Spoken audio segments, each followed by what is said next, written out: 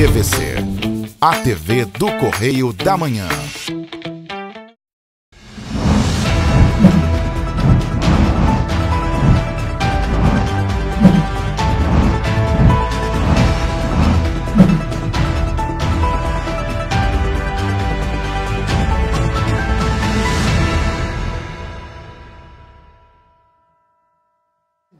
Olá, sejam bem-vindos ao Correio da Manhã na TV. Muito obrigado pela sua presença, pela sua audiência. Hoje, sábado, nossa edição especial aí da semana. Olá, Roberta. Olá, Jorge. Olá para você que nos acompanha. Lembrando que você pode mandar sua sugestão de matéria, sua reclamação, sua denúncia. Como está o seu bairro? Como está a sua cidade? Manda para a gente. O nosso e-mail é tvccorreiodamanhã@gmail.com, tá aí na sua tela. E tem também o nosso WhatsApp, que é super fácil, DDD 24 993234567. Isso mesmo. E você pode nos assistir pelas nossas redes sociais. Nos acompanhe, nos siga lá, Facebook, Instagram e YouTube. Vai estar na sua tela aí também, ó, TV Correio da Manhã pelo Facebook, TVC16 pelo YouTube e TV Correio da Manhã RJ, tudo minúsculo, no Instagram. E vamos às notícias deste sábado, dia 30 de abril. TSE registra recorde no alistamento de eleitores de 15 a 18 anos. Funcionários terceirizados da educação de Petrópolis enfrentam fila enorme durante o processo de transição entre empresas, após fim de contrato com a prefeitura. Aposentados podem pedir revisão de benefícios junto ao INSS. Etanol aumenta quase 40 centavos nos postos de Petrópolis. Comissão especial da Alerj, que acompanha ações em decorrência das chuvas de Petrópolis, faz audiência pública na Câmara Municipal da cidade serrana, mas o prefeito Rubens Montempo não comparece. A PPO realiza campanha Pix Day para arrecadar doações. E mais, projeto social de basquete em Petrópolis reúne jovens nos distritos mais afastados. Agora, no Correio da Manhã na TV.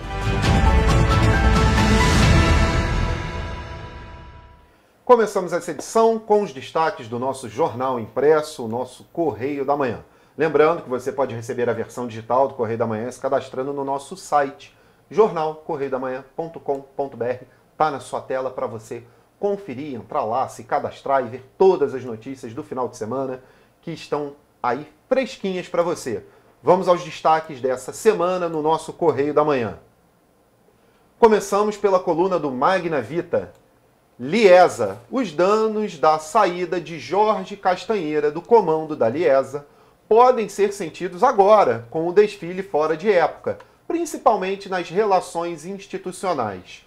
A lista de reclamações sobre a Liga é capaz de dar a volta em toda Sapucaí.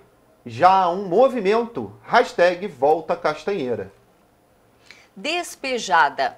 A RioTour ficou sem o ônus e sem o bônus do carnaval. Foi despejada pelo gabinete do prefeito do setor 9 e perdeu até o espaço reservado que tinha. Não pode usar os camarotes oficiais para promover o turismo e nem convidar formadores de opinião do setor. O Conselho Municipal de Turismo foi solenemente ignorado. Vale ressaltar que os dirigentes da RioTour responderão nos seus CPFs pelas contratações de todo o carnaval, inclusive do Sambódromo, que é de sua gestão. Olha só, hein? O carnaval foi muito destacado nessa semana. Saudades! Os profissionais do turismo estão saudosos da gestão de Marcelo Alves na RioTour. O camarote do setor 11 era totalmente dedicado ao turismo, com convites para as grandes operadoras nacionais e internacionais, além de presidentes de associações que queriam fazer congressos no Rio.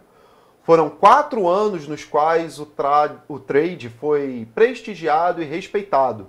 No Carnaval de 2022, o segmento foi desprezado. Na gestão anterior de Eduardo Paes, o então presidente da RioTour, Antônio Pedro Figueira de Melo, trazia para o camarote os principais dirigentes do turismo.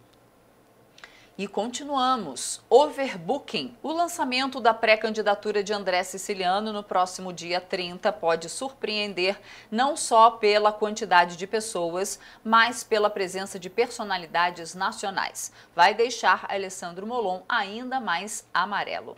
Vale tudo para Freixo, frase de uma raposa política fluminense sobre a confraternização de Marcelo Freixo com um ex-prefeito de Teresópolis, que seria ligado ao jogo do bicho, e com pesado histórico de problemas na justiça. Abre aspas.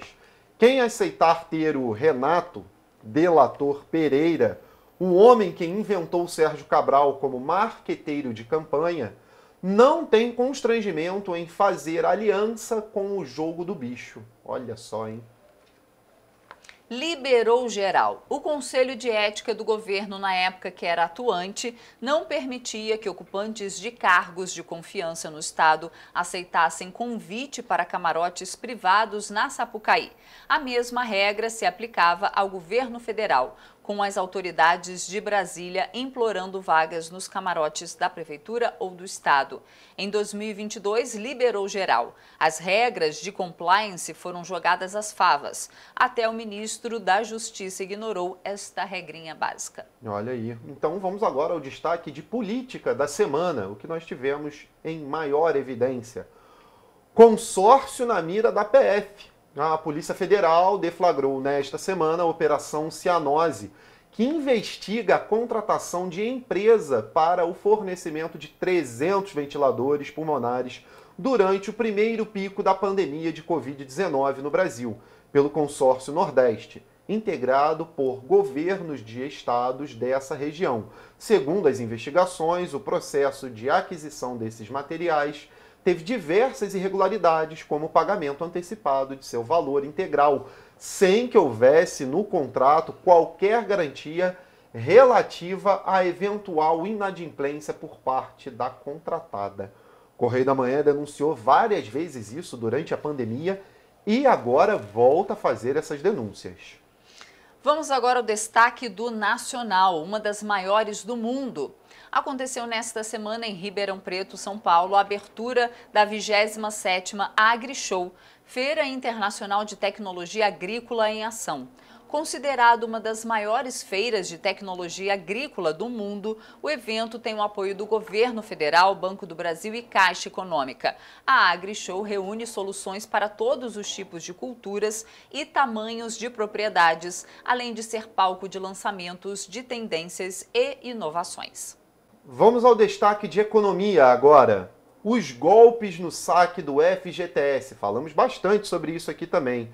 O trabalhador com direito de sacar até 1.000 do FGTS, Fundo de Garantia do Tempo de Serviço Extraordinário, encontra facilidades na hora de ter acesso aos valores, com a possibilidade de movimentar o dinheiro de forma online, por meio do Caixa Tem. Porém, se não tiver cuidado redobrado, pode ser alvo de golpistas. Lá no nosso site tem matéria completa sobre, dá uma olhadinha. Vamos agora aos destaques do Rio de Janeiro. Fim do passaporte vacinal? O Comitê Especial de Enfrentamento da Covid-19 do Rio recomendou que a Secretaria Municipal de Saúde suspenda temporariamente a cobrança do comprovante de vacinação contra a Covid-19 para entrada em ambientes fechados. O documento foi instituído na cidade no dia 15 de setembro do ano passado para incentivar a vacinação contra a doença. Abre aspas. A proposta foi baseada no atual panorama epidemiológico, que se mantém favorável e estável e pode ser alterada caso haja mudança neste cenário, fecha aspas, informou a secretaria em nota. E eu quero lembrar a você, nosso telespectador, que você pode receber a versão digital do Correio da Manhã se cadastrando lá no nosso site, jornalcorreiodamanhã.com.br. Esses foram os destaques da semana do Correio da Manhã na TV. E a gente faz agora um rápido intervalo e na volta você vai ver que o plantio orgânico pode ajudar consumidores a economizar. Muito bom. E olha só, você vai ver também que o número de títulos de eleitores entre os jovens cresce no Brasil. O Correio da Manhã volta já.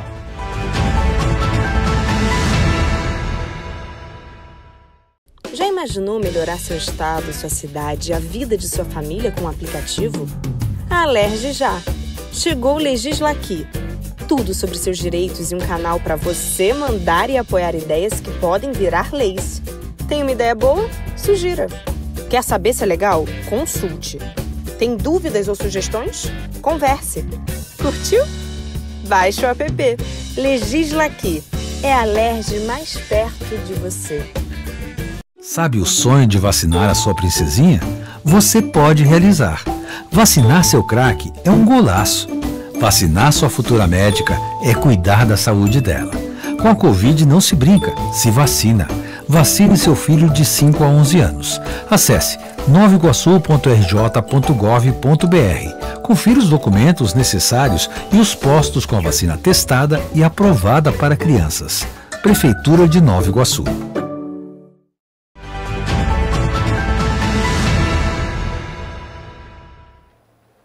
Estamos de volta.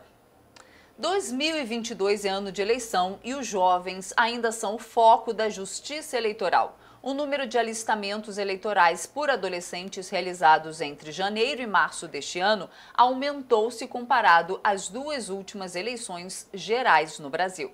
O Tribunal Superior Eleitoral, TSE, registrou um aumento no número de jovens interessados em votar no pleito deste ano. Segundo dados da Justiça Eleitoral, o número de alistamentos eleitorais realizados entre janeiro e março deste ano aumentou-se comparado às duas últimas eleições gerais no Brasil. Nos primeiros 3 meses, o país ganhou cerca de 1 milhão de novos eleitores, um aumento significativo se comparado a 2014, que registrou 850 mil novos títulos, e 2018, que registrou 870 mil.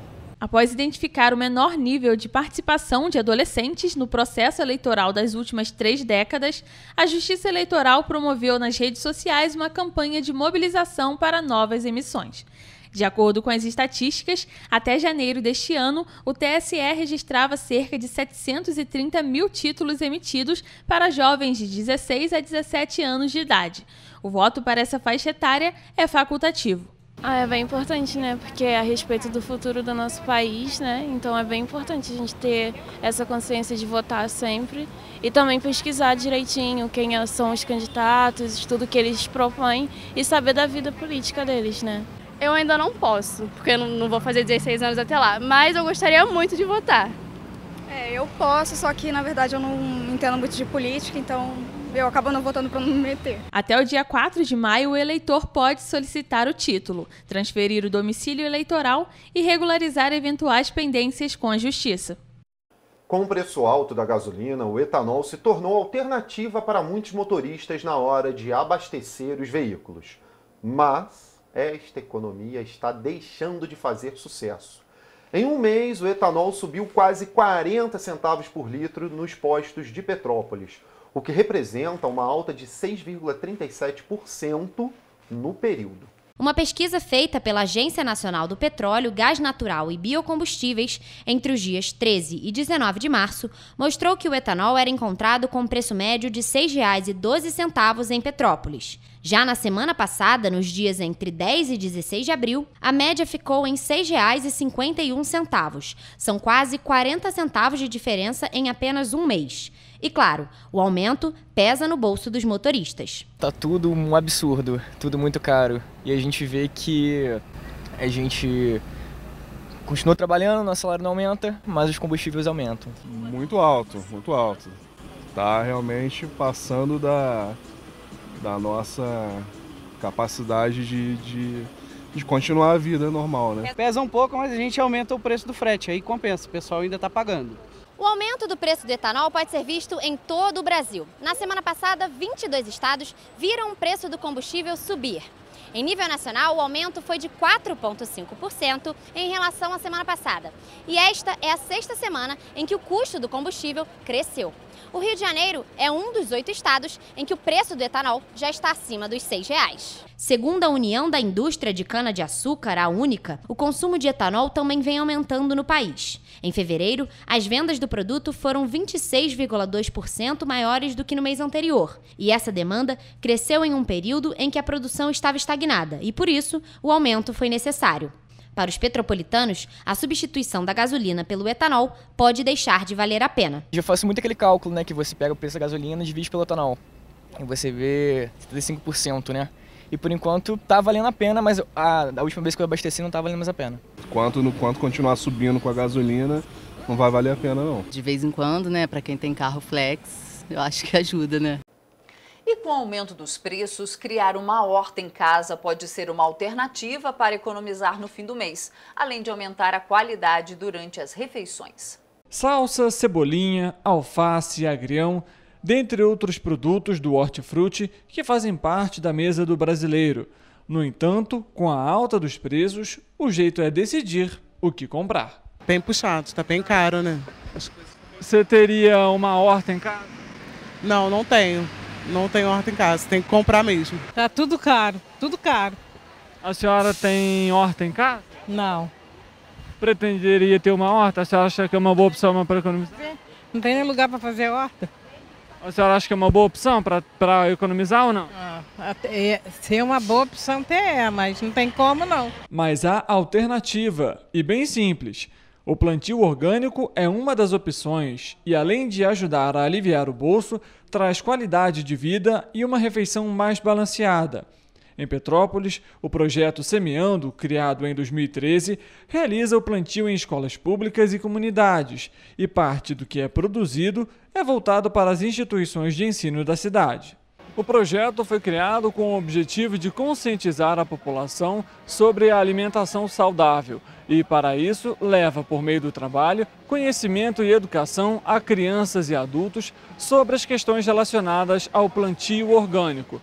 No entanto, é preciso ficar atento a algumas questões antes de criar a primeira horta. Verificar o local, bem ensolarado. Se for uma horta no chão, pensar na parte da borda, se vai utilizar a garrafa PET, se vai usar algum tipo de tijolo.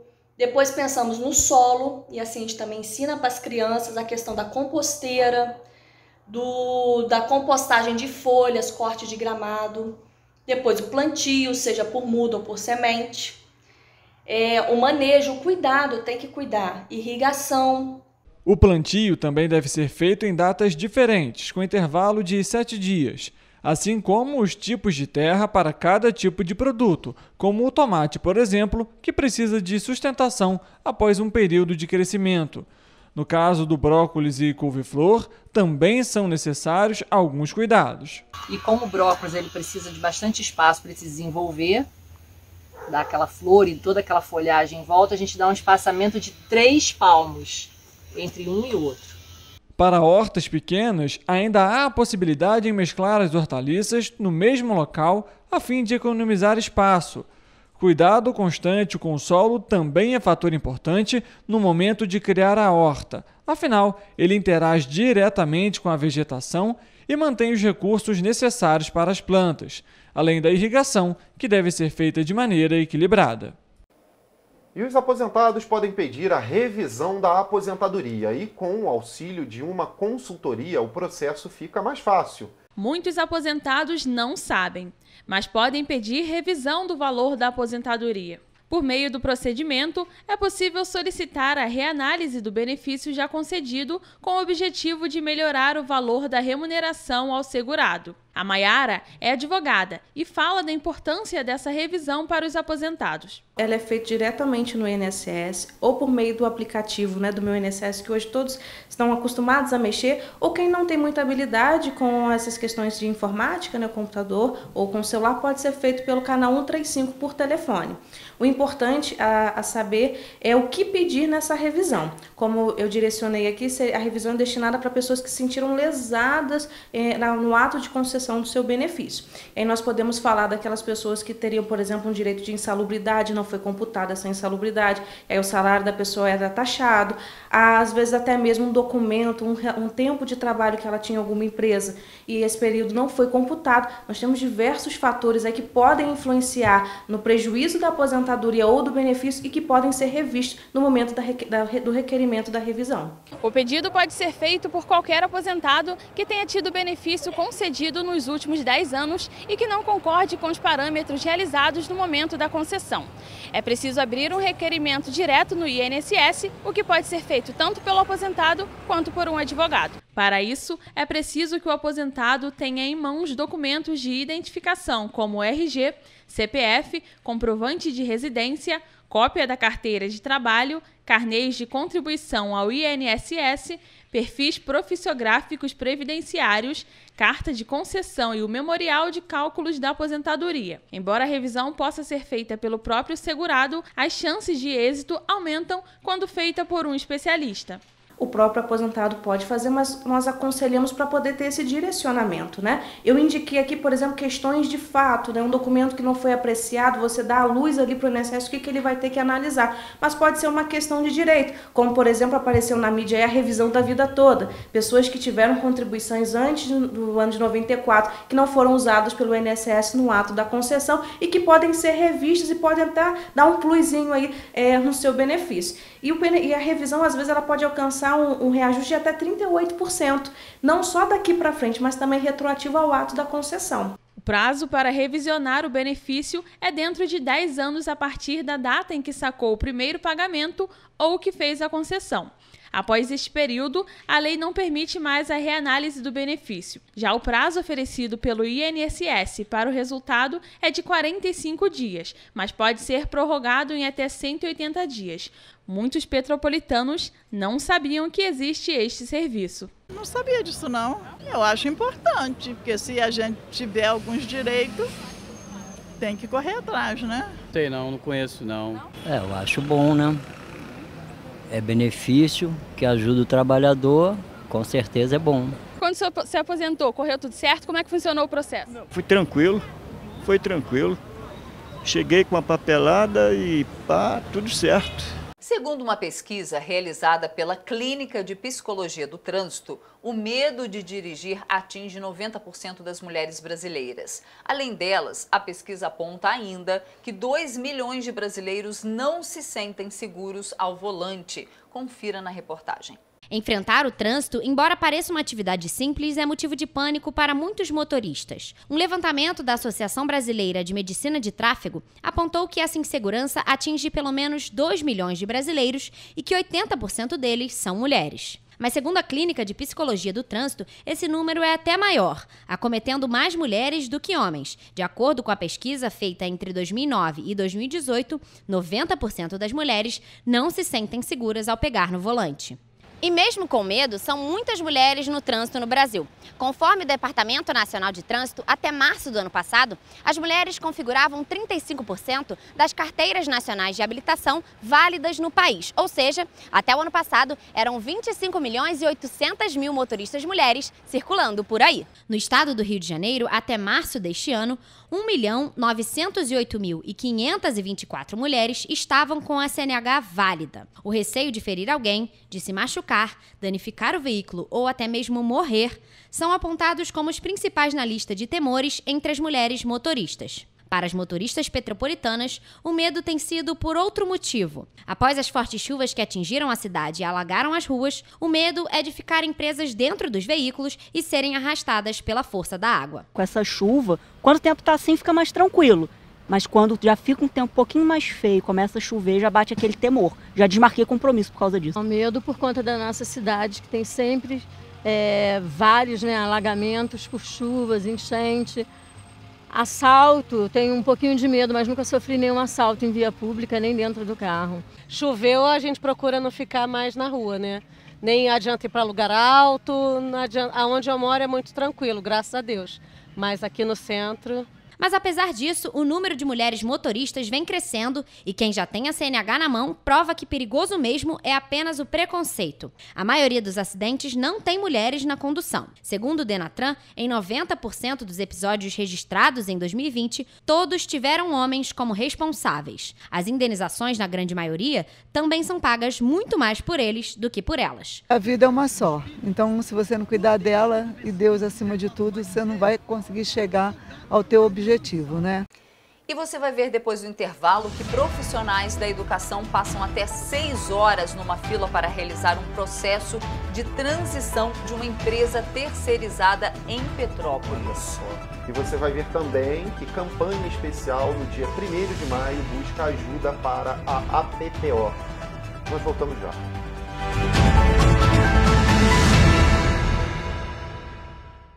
Já imaginou melhorar seu estado, sua cidade e a vida de sua família com um aplicativo? A Alerj já! Chegou o Legisla Aqui. Tudo sobre seus direitos e um canal para você mandar e apoiar ideias que podem virar leis. Tem uma ideia boa? Sugira. Quer saber se é legal? Consulte. Tem dúvidas ou sugestões? Converse. Curtiu? Baixe o app. Legisla Aqui. É a LERJ mais perto de você. Sabe o sonho de vacinar a sua princesinha? Você pode realizar. Vacinar seu craque é um golaço. Vacinar sua futura médica é cuidar da saúde dela. Com a Covid não se brinca, se vacina. Vacine seu filho de 5 a 11 anos. Acesse novaiguaçu.rj.gov.br. Confira os documentos necessários e os postos com a vacina testada e aprovada para crianças. Prefeitura de Nova Iguaçu.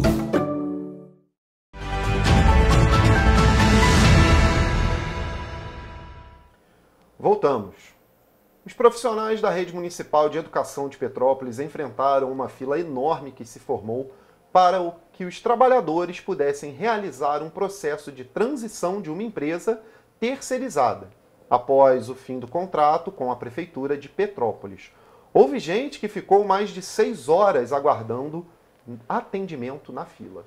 Uma enorme fila que começava na Rua do Imperador, próximo ao número 30, e estendeu até a altura do Teatro Dom Pedro, no centro de Petrópolis, chamou a atenção de moradores e turistas nesta sexta-feira. Já o sentimento de quem aguardava era de indignação. Cerca de 500 profissionais da rede pública de educação da cidade estavam em busca de atendimento para realizar os procedimentos burocráticos de transição da empresa de SA, terceirizada da prefeitura, para a empresa Capital Ambiental. Alguns tentaram se proteger do sol com guarda-chuvas, mas após 6 horas de espera, não tinham mais muitas alternativas que atenuassem o estresse e o cansaço de quem estava no local. Por conta do grande número de pessoas, foram distribuídas senhas para organizar o atendimento. A demanda não foi suficiente e provocou revolta.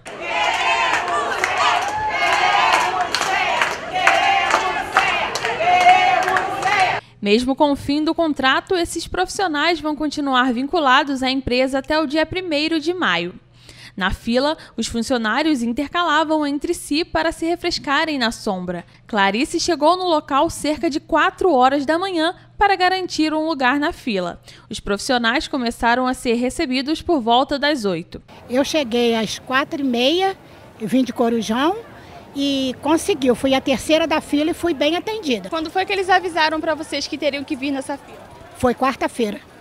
Quarta-feira, quando nós saímos, a diretora entregou os papéis, entregou aonde tinha que fazer o currículo, né, de novo para eles. Ainda na sexta-feira, o prefeito Rubens Bom Tempo anunciou a garantia de todos os direitos trabalhistas dos cerca de 1.000 trabalhadores da educação contratados pela empresa de SA. A decisão veio após uma reunião na sede da prefeitura. Como é do conhecimento de todos vocês, trabalhadores da área da educação, que estão vinculados à empresa de SA, o nosso contrato se encerrou, mas até o dia 1º de maio vocês estarão vinculados à DESA e receberão todos os direitos trabalhistas. Esse é um compromisso que eu, tanto o professor Yuri Moura e também a professora Adriana de Paulo estamos assumindo com você, para você ter tranquilidade nessa transição com a nova empresa que está assumindo. Então fica aqui esse nosso recado, dizendo que o diálogo foi importante, essa nossa reunião, para garantir o teu direito. Então, a gente quer muito que essa transição aconteça da melhor forma possível e é isso que a gente está planejando para essa semana. A Comissão Especial de Acompanhamento das Ações por Petrópolis da Assembleia Legislativa do Estado do Rio de Janeiro veio a Petrópolis para uma audiência pública na Câmara Municipal. O encontro tinha como objetivo discutir os atrasos dos aluguéis sociais e as ações que estão sendo realizadas para minimizar os efeitos da tragédia na cidade. Mas algumas confusões também marcaram a audiência. Já no início, o presidente da comissão da LERJ, o deputado Rodrigo Amorim, disse que as ações do prefeito Rubens Bom Tempo têm sido similares à de um moleque. A audiência convocada pela Assembleia Legislativa do Rio de Janeiro contou com a participação de deputados estaduais, vereadores municipais, o secretário de Assistência Social do Estado do Rio, Defensoria Pública e representante do Tribunal de Contas do Estado, mas nenhum representante da Prefeitura esteve presente. Os deputados queriam ouvir os secretários municipais de Obras, Almir Schmidt, de Assistência Social, Fernando Araújo, de Fazenda, Paulo Roberto Patuleia, além do diretor do Departamento de Habitação, Maurício Veiga, e da coordenadora municipal de Direitos Humanos, Caroline Cerqueira. No início da Assembleia, o presidente da Comissão Especial de Acompanhamento das Ações por Petrópolis da Alerj, o deputado Rodrigo Amorim, se posicionou contra a atitude do governo municipal. Não vou medir palavras. O papel que o prefeito Bom Tempo está fazendo é um papel de moleque. Ele teve na Câmara, ele teve na Assembleia Legislativa. Em tempos, inclusive o cidadão de Petrópolis tem sofrido muito por conta da liberdade de expressão, e eu vou morrer lutando pela liberdade de expressão de qualquer parlamentar.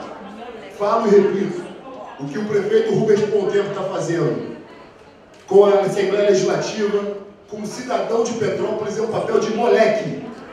Mais uma vez, eu cantei aqui na lista de presentes representações das secretarias de Estado. Todas foram convidadas presentes aqui nessa sessão. O prefeito Bom Tempo esteve na primeira conosco, se apresentou como legítimo, como autoridade máxima do município e fez aquele mimimi de sempre, achando que todos aqui são bobos, querendo falar genericamente sobre o município de Petrópolis e não disse coisa com coisa. De acordo com a comissão, a Alerj tem recebido relatos de moradores que encontraram dificuldades no processo de solicitação, além de haver enorme discrepância entre os benefícios solicitados e os pagos até agora pelo município. Representantes da sociedade civil relataram as dificuldades que continuam enfrentando 2 meses após a tragédia. Também foi pedido 1 minuto de silêncio em respeito às 241 vítimas.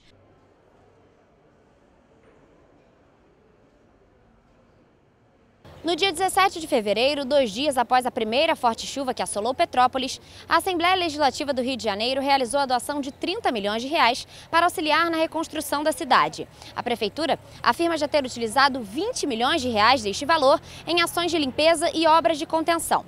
Mas o portal Aqui Tem Transparência, disponibilizado pela própria Prefeitura, detalha a utilização de apenas 6 milhões e 900 mil reais do total doado pela Alerj. Amorim destacou que o prefeito Rubens Bom Tempo está criando obstáculos para as atividades parlamentares. Segundo ele, a falta de transparência e não permitir a presença dos secretários na audiência é crime e pode dar em cassação de mandato. A comissão apresentou um relatório de prestação de contas enviado pela Prefeitura à Alerj. Amorim mostrou que das diversas páginas que compõem o documento, apenas 2 citavam a destinação dos recursos. O prefeito está criando obstáculos óbices ao trabalho do Legislativo Municipal, ao trabalho do Legislativo Estadual, e isso é crime de responsabilidade que dá ensejo, inclusive, a cassação e perda de mandato. O prefeito tem a cara de pau para apresentar isso aqui, que não serve para absolutamente nada, a não ser gastar tinta de impressora e papel, e dar essas 2 folhinhas ridículas,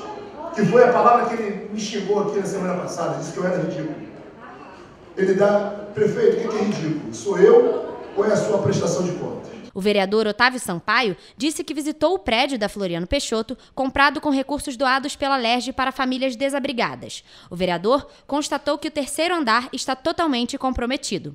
Os deputados informaram que fariam uma visita ao prédio ao final da audiência. Isso aqui é onde eu estou no apartamento, vocês podem ver que totalmente comprometido. É que aqui é uma foto, não é um vídeo. Mas se fosse um vídeo, vocês iam ver pingando atrás. Tá chovendo dentro do apartamento, sempre estava sol. Esta audiência em Petrópolis é a 3ª realizada pela Alerj com o mesmo tema e foi um pedido do deputado Marcos Vinícius para que fosse realizada na cidade a fim de ter a presença dos secretários. Mas não foi o que aconteceu e, segundo ele, a audiência foi prejudicada. Uma nova audiência da Alerj convidando os secretários municipais foi marcada para a próxima segunda-feira, dia 2 de maio. Em nota, a Prefeitura informou que a postura do presidente da comissão, Rodrigo Amorim, foi o impedimento para a presença de representantes do governo municipal. Foi informado ainda que a Prefeitura vai estar presente na próxima audiência pública, na qual todas as ações em resposta às catástrofes climáticas vão ser novamente apresentadas. E a Defesa Civil Nacional autorizou um repasse de mais de 2 milhões e 200 mil reais a Petrópolis após as fortes chuvas que atingiram a cidade. Além de Petrópolis, outros 7 municípios brasileiros que sofreram com as chuvas de verão também vão receber repasses. O governo federal, por meio do Ministério do Desenvolvimento Regional, autorizou nesta segunda-feira o repasse de mais de R$ 2.200.000 à cidade de Petrópolis, atingida por chuvas intensas. Desde o dia 15 de fevereiro, a cidade vem recebendo diferentes repasses e doações dos órgãos do Estado, do governo federal, ONGs e pessoas físicas. Em Petrópolis, os investimentos da Defesa Nacional vão ser utilizados em ações de resposta ao desastre, entre elas recuperação de vias que foram destruídas pelas chuvas. Além disso, outros R$ 3,5 milhões vão ser investidos em outras 7 cidades que foram atingidas por desastres naturais em Minas Gerais, no Maranhão e no Pará. Em todo o Brasil, estados e municípios que sofrem com esses desastres podem solicitar investimentos do Ministério de Desenvolvimento Regional para ações de defesa civil. Os recursos da Defesa Civil podem ser empregados naquele primeiro momento que acontece o desastre para fazer assistência humanitária, para dar kits de higiene, alimentação para as pessoas que foram atingidas, que enfrentam as consequências daquele desastre, bem como para restabelecimento dos serviços essenciais, como, por exemplo, abastecimento de água e desobstrução de vias públicas. Além disso, nós também podemos utilizar os recursos da Defesa Civil para fazer reconstrução de infraestruturas públicas destruídas pelo desastre ou ainda de habitações destruídas pelo desastre. Em Petrópolis, a falta de transparência da Prefeitura em relação à destinação dos recursos enviados tem sido pauta de audiências entre vereadores e deputados estaduais. O portal Aqui Tem Transparência, disponibilizado no site da Prefeitura de Petrópolis, foi finalmente atualizado nesta terça-feira, após vários dias sem atualizações.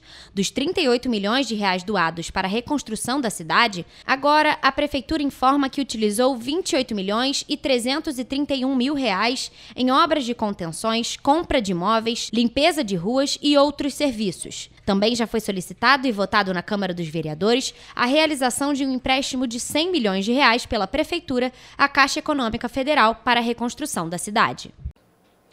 E nessa semana, o PROCON de Petrópolis autuou 2 agências do Banco Itaú no centro da cidade. Caso as exigências feitas pelo órgão não sejam cumpridas, a multa pode chegar a R$ 1 milhão. Dos 8 caixas disponíveis, apenas 2 estavam em funcionamento na agência do Banco Itaú, próximo ao Obelisco, no centro de Petrópolis. A demora no atendimento, que pode ultrapassar 1 hora, quase sempre resulta em grandes filas que acumulam na parte externa do banco. O problema é tão grave que na última segunda-feira, mais de 50 denúncias foram realizadas ao PROCON. Diante do cenário caótico, o órgão compareceu ao local nesta terça-feira para autuar a agência. O mesmo foi feito na outra unidade do banco, também localizada na Rua do Imperador. O Itaú está entre os campeões de reclamação pelo tempo excessivo de espera para o atendimento nos caixas.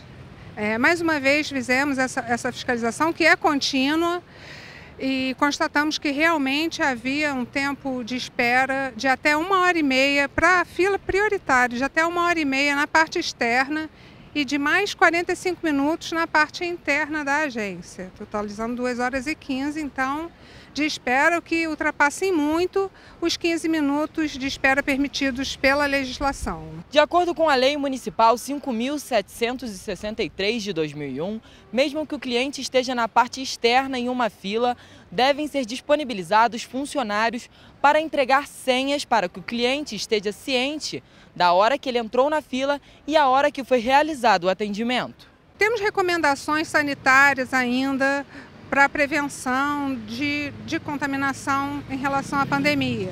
Ainda se faz necessário o cuidado, mas as agências elas se valem dessa legislação para manter o consumidor esperando do lado de fora. E com isso, eles acham que podem entregar a senha com o horário de chegada apenas quando o consumidor entra. De acordo com o PROCON, com a autuação, as 2 agências do Banco Itaú têm até 10 dias para realizarem as mudanças necessárias, tendo em vista que já são reincidentes no cometimento das irregularidades. Eu acho que há uma questão estrutural a falta de pessoal e de equipamento e talvez até de espaço físico. Então, se os bancos estão adotando essa política de afastar o consumidor das suas agências físicas, transformando os atendimentos em virtuais, eles têm que arcar com o ônus, porque existem ainda 2 leis em vigor, e a própria Lei 8.078, que é o Código de Defesa do Consumidor, em que o consumidor tem sim o direito do atendimento físico e de qualidade. De acordo com o Procon de Petrópolis, caso os problemas persistam, vão ser aplicadas multas de acordo com os danos causados pelas unidades aos consumidores.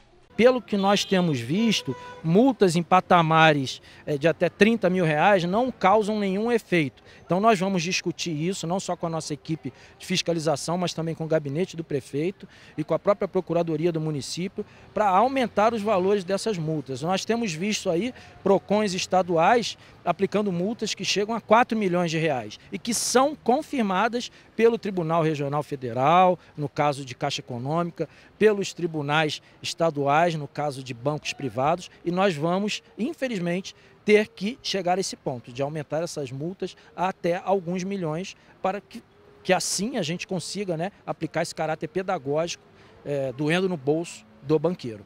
O Procon informou ainda que os consumidores que se sentirem lesados com a demora no atendimento devem procurar o órgão ou meios jurídicos para serem ressarcidos.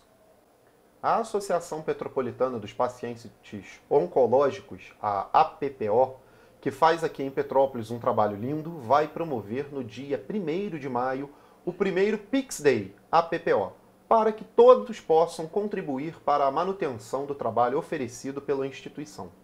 Doe uma moedinha. Este é o lema da nova campanha da Associação Petropolitana dos Pacientes Oncológicos, APPO, instituição sem fins lucrativos que há quase 30 anos muda a vida de pessoas em tratamento de câncer. No dia 1º de maio, a APPO vai promover durante todo o dia o primeiro Pix Day APPO, para que todos possam contribuir para a manutenção do trabalho oferecido pela instituição, que assiste cerca de 60 famílias. Ela vai acontecer todo dia 1º de cada mês. E é uma forma da gente tentar uma outra forma de conseguir contribuição para a APPO. A gente vem passando aí por um período muito difícil com as dificuldades que vem acontecendo, as enchentes, perdemos a nossa sala no Shopping 608, perdemos muitas pessoas que nos ajudavam a manter a nossa casa, então essa vai ser uma forma das pessoas poderem contribuir com a manutenção da nossa casa. A APPO é mantida por meio de doações de comida, materiais de higiene e limpeza, entre outros itens, além de doações de mechas de cabelo para a confecção de perucas que são concedidas para pessoas em tratamento de câncer. Durante todo o ano, a APPO promove encontros entre profissionais da psicologia, serviço social e os pacientes que participam de atividades como artesanato.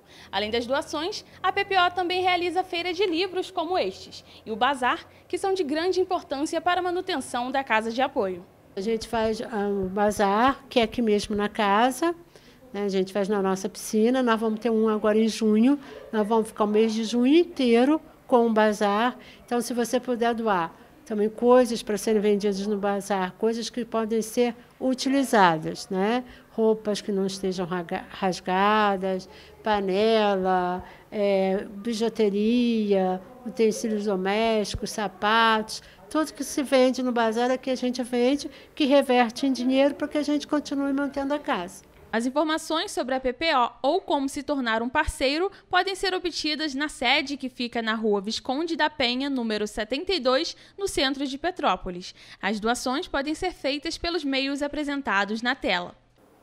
Pouco mais de 2 meses se passaram e as ações de limpeza e retirada de pedras permanecem em Petrópolis.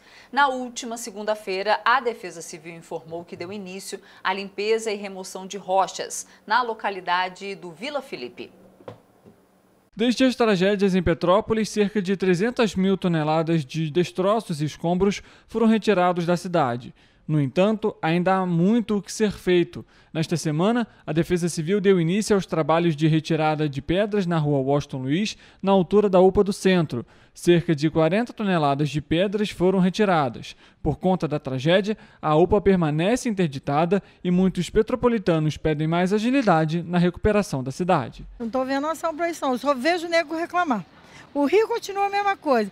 Aluguel social, pelo que eu vejo, que eu escuto, eles falam que não foi depositado. E aí? O pessoal fica... Tem que melhorar mais, né? É sério. O que está acontecendo? O que eles estão fazendo? Não está se fazendo nada, gente. Tá a mesma coisa.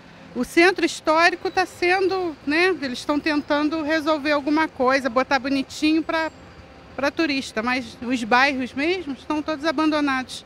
As equipes também atuaram na localidade do Vila Felipe para o desmonte e a retirada de mais pedras, totalizando 3.200 toneladas de escombros retirados. A UPA vai permanecer interditada até o fim da retirada das pedras e das obras de contenção.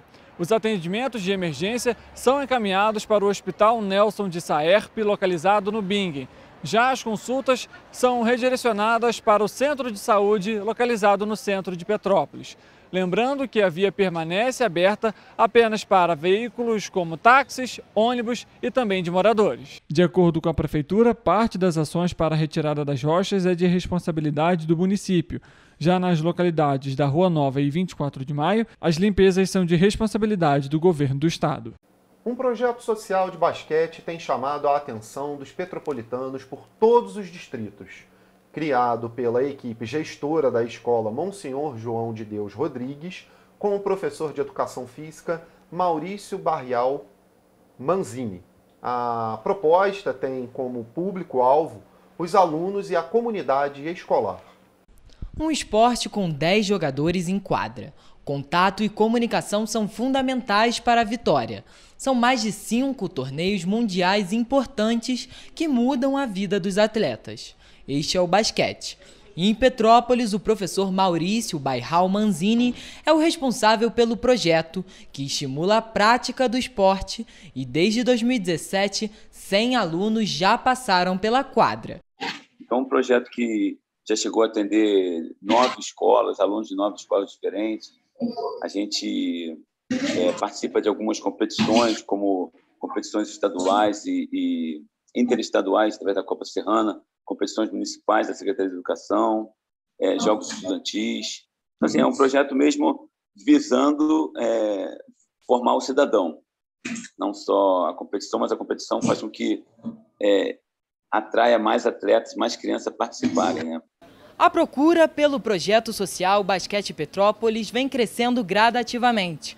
O que começou apenas com um projeto para alunos de ensino fundamental, expandiu e agora conta com alunos de ensino médio. E agora, o objetivo do projeto é passar os treinos para o Colégio José Bonifácio, em Pedro do Rio, distrito de Petrópolis. João Vitor pratica o esporte desde 2017. O projeto abriu diversas portas e o amadurecimento dentro do esporte mudou a sua vida. E dentro do projeto eu tive uma imensa oportunidade, né, de conhecer vários lugares que nunca imaginei conhecer, como Comari, a Grande Comari, em Teresópolis, Volta Redonda, Juiz de Fora, Valença, Três Rios, entre outros lugares assim. E eu tive uma experiência muito boa, né, uma experiência muito incrível, disputar um campeonato assim, é uma coisa única, sabe? Ali disputar, cada bola, disputa de bola, grito. E não só esse, né, como o mais importante que eu achei para mim nesses 5 anos foi os laços que criei com o professor Maurício Manzini e outras amizades também que foram ao decorrer do projeto. A intenção dos responsáveis pelo projeto é de participar de campeonatos locais promovidos pela Secretaria de Educação do município e competições interestaduais. A ideia do projeto é formar cidadão. Então, quando eu vejo um aluno meu tendo uma melhora em sala de aula, em outras disciplinas, ou na vida deles, tendo uma postura adequada, isso é o que mais vale para a gente, tá? E eu acho que isso não tem preço, isso é uma coisa que fica para a vida. Se sair atleta ali famoso, eu vou ficar muito feliz, mas se não sair também, eu estou muito feliz com o projeto, eu acho que o objetivo é esse. E olha só, por hoje a gente fica por aqui, mas segunda-feira, a partir das 7h30, estaremos de volta ao vivo com você. É Exatamente. Isso? Ótimo fim de semana e segunda-feira temos um novo encontro marcado às 7h30 da manhã. Até lá. Tchau. Tchau.